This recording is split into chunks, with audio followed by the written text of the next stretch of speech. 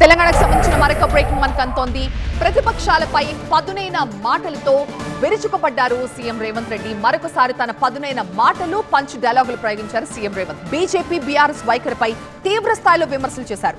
రాష్ట్రంలో ఈ పరిస్థితులకి కారణం ఎవరంటూ నిలదీశారు సీఎం రేవంత్ రెడ్డి. వనపర్తి వేదికగా విపక్షాలపై సీఎం రేవంత్ నిప్పులు చెరిగారు. రాష్ట్రంలో 10 ఏళ్ల పాటు సాగునీటి ప్రాజెక్టులు పూర్తి కాలేదన్నా, రాష్ట్రానికి కేంద్రం నుంచి నిధులు రాలేదన్నా బీఆర్ఎస్ బీజేపీలే కారణమంటున్నారు సీఎం రేవంత్ రెడ్డి. అధికారంలోకి వచ్చి ఏడాది కాకుండానే మమ్మల్ని దిగిపోమంటున్నారు. పాలమూరు బిడ్డ సీఎం అయితే ఓర్వలేకపోతున్నారంటూ మండిపడ్డారు. 10 ఏళ్ల పాలనలో బీఆర్ఎస్ ఏం చేసిందని ప్రశ్నించారు.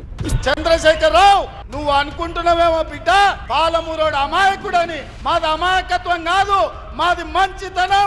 మా మంచితనాన్ని నువ్వు పరీక్ష పెడితే తిక్క రేగిందంటే డొక్కజించి డోలు కడతాం.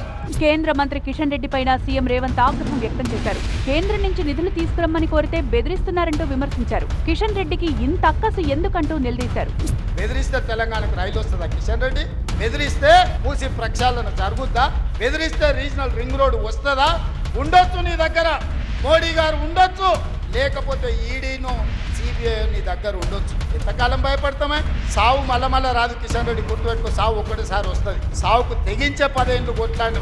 వనపర్తి పర్యటనలో భాగంగా వెంకటేశ్వర స్వామికి పట్టు వస్త్రాలు సమర్పించిన సీఎం రేవంత్ ఆలయ అభివృద్ధి పనులకు శంకుస్థాపన చేశారు. ప్రభుత్వ బాలుర కాలేజీ గ్రౌండ్ లో పలు అభివృద్ధి పనులను వర్చువల్ గా ప్రారంభించారు. Young India school, IT tower తో పాటు పెబ్బేరులో ఆసుపత్రి నిర్మాణాలకు శంకుస్థాపనలు చేశారు.